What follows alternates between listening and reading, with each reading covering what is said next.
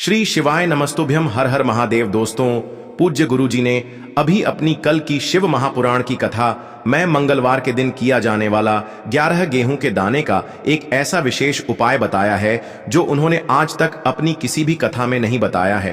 पूज्य गुरु जी ने कहा कि जब आपके हाथ तंग चल रहे हो, जब रुपये पैसे कहीं से प्राप्त ही ना हो पा रहे हो, जीवन में चारों तरफ से सिर्फ और सिर्फ परेशानियां आ गई हो, उनसे बाहर निकलने का कोई रास्ता ना दिखाई दे रहा हो, तो 1 जुलाई 2025 मंगलवार के दिन कर लेना 11 गेहूं के दाने वाला ये उपाय होगी। हर मनोकामना पूरी मिलेगी, सभी दोषों से मुक्ति, इतना धन आएगा कि संभाले नहीं संभलेगा। माता लक्ष्मी जी और महादेव जी के आशीर्वाद से पूरे साल धन बरसता रहेगा। दोस्तों, जैसा कि आप सभी लोग जानते हैं कि 1 जुलाई 2025 यानी मंगलवार को पड़ रही है आषाढ़ महीने की षष्ठी तिथि। और दोस्तों, यह वह तिथि है जो आषाढ़ महीने में पड़ने वाली सबसे बड़ी और आषाढ़ महीने की पहली षष्ठी तिथि है, क्योंकि यह मंगलवार के दिन पड़ रही है और हमारे हिंदू धर्म में इसका बहुत ही बड़ा और विशेष महत्व होता है। पूज्य गुरु जी ने कहा है कि अगर कभी भी मौका लग जाए और आषाढ़ महीने की षष्ठी तिथि मंगलवार को पड़ जाए तो आप लोगों को सिर्फ और सिर्फ 11 गेहूं के दाने वाला उपाय तो अवश्य ही करना चाहिए, क्योंकि इन दोनों तिथियों का संयोग बहुत ही कम आता है।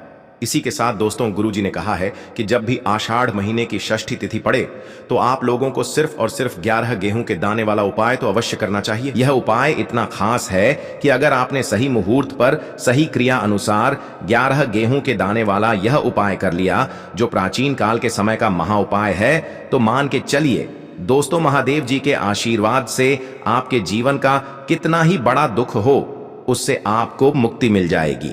आपकी कोई भी मनोकामना हो, मान लीजिए आप नौकरी की तैयारी कर रहे थे तो आपकी नौकरी लग जाएगी, आपका बंद पड़ा व्यापार चल पड़ेगा। और दोस्तों, आप जिस बीमारी से आप बहुत दिनों से परेशान थे, उस बीमारी से आपको मुक्ति मिल जाएगी। आपके जीवन में धन आना शुरू हो जाएगा, आपके जीवन में धन आने के नए नए रास्ते खुल जाएंगे। और मान के चलिए दोस्तों, फिर आपको किसी भी प्रकार की परेशानी का सामना नहीं करना पड़ेगा। इसीलिए दोस्तों, 1 जुलाई मंगलवार षष्ठी के दिन आप लोगों को इस वाले उपाय को जरूर कर लेना है। भले ही आपने पूरे साल भर इस उपाय को न किया हो, पर अगर आपने इस आषाढ़ महीने में पड़ने वाली षष्ठी के दिन अगर इस वाले उपाय को कर लिया, तो आपको इस उपाय को करने का वह फल मिलेगा जिसकी आपने कभी कल्पना भी नहीं करी होगी। इसीलिए आप लोग इस गेहूं वाले उपाय को एक बार जरूर कर लेना, ताकि आप लोगों के हाथ से यह मौका ना जा सके और आपको इस उपाय को करने का फल मिल सके। दोस्तों, यह उपाय पंडित जी ने अपनी अभी की ही शिव महापुराण की कथा में बताया है, जो इस उपाय को आज हम आपको बहुत अच्छे से समझाने वाले हैं। इस वीडियो को देखने के बाद इस उपाय को समझने के लिए आपको कोई और वीडियो को देखने की जरूरत नहीं पड़ेगी। तो दोस्तों, इस उपाय को आपको कैसे करना है, कब करना है, कहां पर करना है, और उपाय को करते समय आपको किन किन गलतियों को नहीं करना है और आपको किन किन बातों का ध्यान रखना है, ये सारी जानकारी हम आपको इस वीडियो में देंगे। तो चलिए भक्तों, उपायों को शुरू करते हैं। अगर आप भी चाहते हैं कि महादेव जी का आशीर्वाद आप पर सदैव बना रहे, तो वीडियो को लाइक करें, चैनल को सब्सक्राइब करें और कमेंट बॉक्स में हर हर महादेव जरूर लिखें। और अपने फायदे के लिए, गरीबी दूर करने के लिए इस वीडियो को पूरा देख कर जाना। यदि आज आपने वीडियो को बीच बीच में से देखा, काट काट कर देखा, तो जीवन में आपको कभी सफलता हासिल भी नहीं होगी। देखिए दोस्तों, यह 1 जुलाई मंगलवार षष्ठी का दिन यह इतना खास होता है, इतना महत्वपूर्ण होता है। देखा गया है कभी कभी बड़े बड़े पूजा पाठ अनुष्ठान से जो मनोकामना पूर्ण नहीं होते, वह 1 जुलाई मंगलवार के दिन एक छोटे से उपाय करने से ही आपकी मनोकामना पूर्ण हो जाती है। अब हम समझते हैं इस वाले उपाय को हमें करना किस समय है। इस 11 गेहूं के दाने वाले उपाय को हमें इस मंगलवार के दिन करना किस समय है। तो देखिए, इस उपाय को करने का जो समय है वह सुबह का समय है और शाम का समय भी है। अब देखिए, यहां पर हम मुख्य रूप से सुबह का समय नहीं बोलेंगे, क्योंकि 1 जुलाई मंगलवार षष्ठी का दिन है और इस दिन प्रदोष काल के समय का बहुत महत्व होता है। बाकी अगर सुबह के समय भी करेंगे तो भी अच्छा होगा, उसमें कोई भी दिक्कत वाली बात नहीं है। तो चलिए जानते हैं इस विशेष उपाय के बारे में। लेकिन उससे पहले एक प्रार्थना, अगर आप इस चैनल पर नए हैं तो आप इस वीडियो को लाइक करें, चैनल को सब्सक्राइब करें और कमेंट बॉक्स में आप अपनी राशि या अपना नाम जरूर डाल दें, क्योंकि हम राशि से जुड़ा भाग्य भी बताते हैं और भाग्य में चल रही परेशानियों को दूर करने के लिए वह आसान से आसान उपाय भी बताते हैं। तो चलिए अब हम अपने सबसे पहले उपाय की बात कर लेते हैं। देखो, गुरुजी ने कहा है कि अगर मंगलवार के दिन षष्ठी तिथि पड़ जाए तो इस दिन आपको 11 गेहूं के दाने वाला उपाय तो अवश्य ही करना चाहिए। देखो, यह उपाय, यदि आपके जीवन में कर्जा बहुत अधिक है, आपके जीवन में संकट बहुत अधिक रहते हैं, आपके ऊपर बहुत अधिक विपदा आ रही है, बार बार आपको अपने व्यापार में और अपने धन में हानि देखने को मिल रही है, यानी कि आपको प्रत्येक कार्य में हानि हो रही है, तो आपको यह उपाय करना चाहिए। देखिए, इस उपाय के लिए आपको 11 गेहूं के दाने आपको लेने हैं। ठीक है, 11 दाने लेने के बाद में आपको जरूरत होगी चावल के दानों की। 11 चावल के दाने और 11 गेहूं के दाने, और चावल के दाने खंडित नहीं होने चाहिए। अब आप कहोगे, भैया गेहूं कहां से लेने हैं? देखो आपको किसी भी किराना स्टोर पर गेहूं के दाने आपको आसानी से मिल जाएंगे, जाकर ले लेना, ठीक है ना। 11 गेहूं 11 चावल के दाने लेने हैं। साथ ही साथ आपको एक तांबे का लोटा लेना है और उस तांबे के लोटे में आपको जल भरना है। जल आपका खुद के घर का होना चाहिए, मंदिर का नहीं होगा। अब आप ये सब सामग्री लेकर पहुंच जाओगे महादेव के शिवलिंग के पास में। शाम के टाइम पे प्रदोष काल में देखो, जब आप ये उपाय कर रहे हो तो अपना फेस रखना उत्तर दिशा, नॉर्थ डायरेक्शन की तरफ। अब यहां पर जो मैं आपको क्रम बताने जा रहा हूं ना, उस मेरे क्रम को बहुत ध्यान से सुनिए। महादेव को अगर कोई सबसे प्रिय है ना, तो उनकी सबसे छोटी पुत्री जिनका नाम है माता अशोक सुंदरी, जो आपके पास में चावल के 11 दाने हैं ना, उन चावल के 11 दानों को माता अशोक सुंदरी के स्थान पर आपको अपना नाम और गोत्र बोलते हुए समर्पित कर देने हैं, है ना।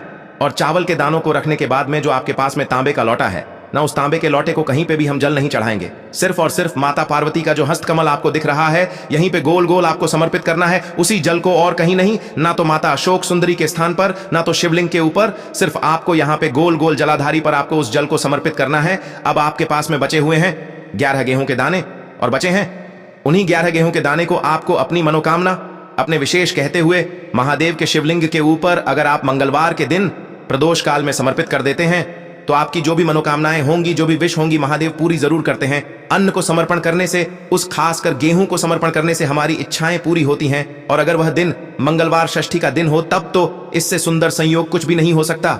आपकी इच्छाओं को पूरा करने के लिए बहुत स्पेशल, बहुत प्यारा सा उपाय आप सभी को जरूर करना है। ध्यान में रखिएगा, यह उपाय प्रदोष काल में करना है।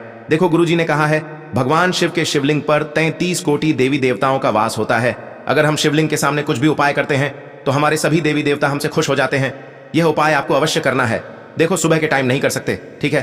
अब बात करते हैं अगले उपाय की। देखिए, इस उपाय के लिए आपको मात्र 1 लौंग का जोड़ा लेना है, यानी कि 2 फूल वाली लौंग लेनी है।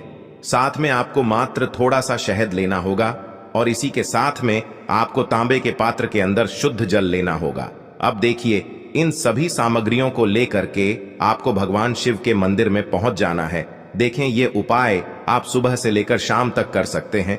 तो वो सबसे पहले तो आपके पास जो 2 फूल वाली लौंग हैं, उन्हें आपको शहद के अंदर अच्छे से डुबोना है, यानी कि दोनों लौंग पर आपको अच्छे से शहद का लेपन कर देना है। अब आपको जो आपके पास एक लोटा जल है, सबसे पहले तो उसे शिवलिंग पर धीरे धीरे समर्पित करना है और श्री शिवाय नमस्तुभ्यम इस मंत्र का जाप करते हुए समर्पित कर देना है। अब आपके पास जो 2 फूल वाली लौंग है, शहद से उसे आपको शिवलिंग पर अर्पित करना है और आपको प्रार्थना करनी है कि जीवन में जो रोग की स्थिति है वे समाप्त हो, जीवन के जो संकट और समस्याएं हैं वह सभी समाप्त हो, जीवन से जो कर्ज की समस्या है वह समाप्त हो। इस प्रकार से प्रार्थना करते हुए यह जो 2 फूल वाली लौंग ही शहद संयुक्त, इससे आपको शिवलिंग पर अर्पित कर देनी है। आपकी जो भी समस्या होगी इस मंगलवार के दिन अवश्य ही समाप्त हो जाएगी। तो इस प्रकार से आपको पहला उपाय करना है। अब हम बात कर लेते हैं दूसरे उपाय के बारे में। देखिए, देखो, यह उपाय आपके लिए सर्वश्रेष्ठ होने वाला है। देखिए, इस उपाय के लिए आपको मात्र 5 हरे मूंग के दाने आपको साबुत लेने हैं, खंडित नहीं होने चाहिए। इस बात का ध्यान रखें। और इसी के साथ मैं आपको एक तांबे के पात्र के अंदर अपने घर से शुद्ध जल ले लेना है। अब दोस्तों, इन सभी सामग्रियों को लेकर के आपको सीधे पहुंच जाना है भगवान शिव के मंदिर में। देखिए, इस उपाय को भी आप सुबह भी कर सकते हैं और शाम के समय में भी कर सकते हैं। देखिए, भगवान शिव के मंदिर में पहुंचने के बाद आपके पास जो 5 हरे मूंग हैं, उनमें से पहला जो हरा मूंग है, आपको शिवलिंग के सामने जो नंदी महाराज होते हैं और उनका जो पैर उठा हुआ होता है, वहां पर आपको पहला हरा मूंग समर्पित कर देना है और आपको ओम नमः शिवाय इस मंत्र का जाप कर लेना है। फिर आपको दूसरा हरा मूंग लेना है और शिवलिंग पर जो श्री गणेश जी वाला स्थान होता है, वहां पर आपको यह दूसरा हरा मूंग समर्पित कर देना है, यानी कि शिवलिंग के सीधे तरफ आपको यह दूसरा हरा मूंग समर्पित करना है। और फिर आपको ओम नम शिवाय या फिर श्री गणेशाय नम इस मंत्र का जाप कर लेना है। तीसरा हरा मूंग का दान आपको भगवान शिव की सबसे प्रिय पुत्री माता अशोक सुंदरी वाले स्थान पर समर्पित करना होगा। शिवलिंग की जो जलाधारी होती है, जहां से जल बह करके आता है, उसी जलाधारी के बीच में जो कहीं कहीं उठी हुई लाइन होती है सांप की आकृति के रूप में, वहीं पर आपको तीसरा हरा मूंग समर्पित करना है। और फिर आपको ओम नमः शिवाय इस मंत्र का जाप कर लेना है। अब दोस्तों चौथा जो हरा मूंग है उसे आपको भगवान कार्तिकेय जी का जो स्थान होता है शिवलिंग पर, वहां पर आपको ये चौथा हरा मूंग का दाना समर्पित कर देना है और आपको ओम नमः शिवाय इस मंत्र का जाप कर लेना है। अब दोस्तों आपके पास जो पांचवा और अंतिम हरा मूंग बचा हुआ है उससे आपको उससे जल के पात्र के अंदर डाल देना है और इस हरे मूंग से युक्त जल से आपको भगवान शिव के शिवलिंग का अभिषेक कर देना है। जल आपको बिल्कुल धीरे धीरे समर्पित करते जाना है और लगातार आपको शिव महापुराण के मूल मंत्र श्री शिवाय नमस्तुभ्यम इस मंत्र का जाप करते रहना है। फिर आपको शिवलिंग के सामने बैठकर, यदि आप अपने बच्चों के लिए ये उपाय कर रहे हैं, यदि आप अपने बच्चों की बुद्धि ज्ञान और विवेक के लिए उपाय कर रहे हैं, तो उसके लिए आपको प्रार्थना कर लेनी है, या फिर व्यापार में वृद्धि करने के लिए ये उपाय कर रहे हैं तो उसकी कामना करते हुए आपको प्रार्थना कर लेनी है, या फिर अपनी नौकरी के लिए कर रहे हैं, या फिर अपने इंटरव्यू के लिए, या फिर धन की प्राप्ति के लिए कर रहे हैं। जिस भी कामना के लिए आप उपाय कर रहे हैं उसे परिपूर्ण करने के लिए आपको महादेव से प्रार्थना कर लेनी है और फिर आपको वापस अपने घर आ जाना है। पूज्य गुरु जी ने कहा है कि जो भी व्यक्ति इस उपाय को कर लेता है तो यकीन मानिए आपके जीवन की जो सारे संकट, कष्ट और बाधाएं ही वो सभी समाप्त होंगे। अब हम बात करते हैं अगले उपाय की। इस उपाय के लिए आपको एक दीपक लेना है। दीपक आप मिट्टी का भी ले सकते हैं और शुद्ध आटा मढ़कर उसका दीपक भी आप तैयार कर सकते हैं। दीपक के अंदर गोल बाती का प्रयोग करना है और दीपक के अंदर आपको शुद्ध घी का प्रयोग करना है। इसी के साथ मैं आपको मात्र एक फूल वाली लौंग लेनी होगी। अब यह एक दीपक और एक फूल वाली लौंग लेकर के सीधा आपको पहुंचना होगा बरगद के वृक्ष के वहां पर। देखिए सबसे पहले तो आपके पास जो एक फूल वाली लौंग है उससे आपको बरगद के वृक्ष की जड़ में समर्पित करना है। देखिए अगर आपके जीवन में कोई भी बड़ा संकट आने वाला है, कोई भी बड़ा कष्ट आने वाला है, तो वह इस उपाय के माध्यम से दूर होने वाला है। महादेव की विशेष कृपा रहेगी कि जो भी संकट आपके जीवन में आने वाला होगा वह भी दूर हो जाएगा। तो आपको एक लौंग समर्पित करनी है बरगद के वृक्ष की जड़ में और वहीं पर आपको जो है गोल बाती वाला दीपक जो आप लेकर के गए हैं उससे भी वहां पर प्रज्वलित कर देना है। वटकेश्वर महादेव का स्मरण करते हुए देखिए, जब भी आपको जीवन में इस साल लगने लगे कि आपके जीवन में कुछ भी अच्छा नहीं चल रहा है, तब भी आप कोई उपाय करना है तो इस प्रकार से आपको ये उपाय करना है। अब हम जान लेते हैं चौथे विशेष उपाय के बारे में। देखें, यदि आपके विवाह में, शादी में कोई भी समस्या आ रही है, यदि आपका जो कर्ज है वह दिन पर दिन बढ़ते ही जा रहा है, तो आपको ये चमत्कारी उपाय करना चाहिए। कोई भी समस्या अगर जीवन में है तो उसे दूर करने के लिए आप कोई उपाय करना चाहिए। मंगल दोष से जुड़ी हुई समस्या भी है तब भी आपको ये उपाय करना चाहिए।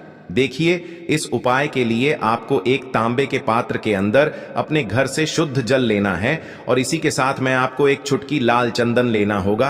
अब आपको क्या करना है कि जो लाल चंदन आपने लिया है उसे आपको उससे जल के पात्र के अंदर डाल देना है और ये जल्द जो है आपको लाल चंदन से युक्त तैयार कर लेना है और ये लाल चंदन से युक्त जल आपको भगवान शिव के मंदिर में लेकर के पहुंचना है। लेकिन ये उपाय भी आप सुबह से लेकर के शाम तक कर सकते हैं। अब दोस्तों ये जो लाल चंदन से युक्त जल है इससे आपको भगवान शिव के शिवलिंग पर धीरे धीरे अर्पित कर देना है और आपको लगातार श्री शिवाय नमस्तुभ्यम इस मंत्र का जाप करते रहना है। देखिए यदि आपके जीवन में विवाह से जुड़ी समस्या चल रही है तो आपको मंगलेश्वर महादेव का स्मरण करना है और जीवन में अधिक कर्ज की समस्या है तो आपको आरण मुक्तेश्वर महादेव का स्मरण करना है। देखना एक दिन आपकी सब तरह की समस्या जल्दी ही समाप्त हो जाएगी। तो इस प्रकार से आपको ये चौथा उपाय करना है। अब हम जान लेते हैं अंतिम और पांचवें उपाय के बारे में। देखिए मंगलवार का दिन है और हनुमान जी भगवान शिव के रुद्र अवतार हैं, तो यह उपाय और भी खास हो जाता है। तो ये जो उपाय है विशेषकर आपको हनुमान जी के वहां पर ही करना होगा। देखिए जब भी आपको ऐसा लगने लगे कि आपके जीवन में जो कर्ज है वह समाप्त ही नहीं हो पा रहा है, दिन प्रतिदिन बढ़ते ही जा रहा है, कष्ट जो है वह दिन प्रतिदिन बढ़ते ही जा रहे हैं, कष्ट जो है वह समाप्त ही नहीं हो पा रही है, यानी कि जीवन में जब भी कोई विपदा आती है संकट आता है तो हमें संकट मोचन हनुमान जी के मंदिर में जाना चाहिए, लेकिन यह उपाय बहुत ही खास है। इस उपाय के लिए आपको एक चौमुख दीपक तैयार करना होगा। आपको एक दीपक लेना है, दीपक के अंदर 4 बातियां लगानी है। देखो, बाती के लिए आपको मोली वाला धागा आता है कलावा का, उसकी भी बना सकते हैं, या फिर आप सफेद रुई की जो बत्तियां हैं उन्हें भी बना सकते हैं। अब आपको लेना है एक कटोरी सरसों का तेल, और अब इस दीपक के अंदर या तो आपको चमेली का तेल डालना है, या फिर जो आपने एक कटोरी सरसों का तेल लिया है उसमें आपको सरसों का तेल डालना है। और इसी के साथ में आपको मात्र एक फूल वाली लौंग भी लेनी है। देखिए, अब जो ये दीपक है और लौंग है, इन दोनों का आपको हनुमान जी के मंदिर में लेकर के पहुंचना है। अब सबसे पहले तो ये जो चौमुखी दीपक है, इसे आपको हनुमान जी के सामने प्रज्वलित करना है। दीपक को प्रज्वलित करने के बाद आपको वहीं पर एक बार हनुमान चालीसा का पाठ करना है, या फिर आप आरणमोचक मंगल स्तोत्र का पाठ भी कर सकते हैं। अब आपके पास जो एक फूल वाली लोग है, उनसे आपको अपने सीधे हाथ में रखना है। आपको प्रार्थना करनी है हनुमान जी से कि जीवन की जो भी संकट है, विपदा है, वो सभी आपकी कृपा से दूर हो। और ये जो एक लौंग है, इससे भी आपको उससे चौमुखी दीपक के अंदर डाल देनी है और अपनी मनोकामना बोल देना है। गुरु जी कहते हैं कि कुछ दिनों में ही आपकी सब मनोकामना पूरी हो जाएगी।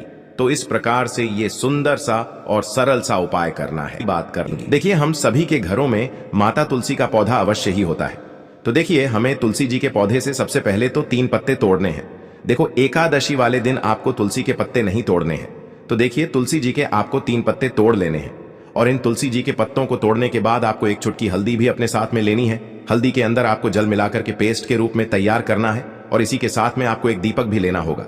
दीपक आप मिट्टी का भी ले सकते हैं, आटे का भी ले सकते हैं, और इस दीपक में आपको शुद्ध घी डाल करके इसमें आपको लंबी रुई की बाती का प्रयोग करना है। देखिए दोस्तों, आपके पास है 3 तुलसी जी के पत्ते हैं। तो पहला जो तुलसी जी का पत्ता है, उस पर आपको सबसे पहले तो जो आपने हल्दी ली है उसकी एक बिंदी लगानी है।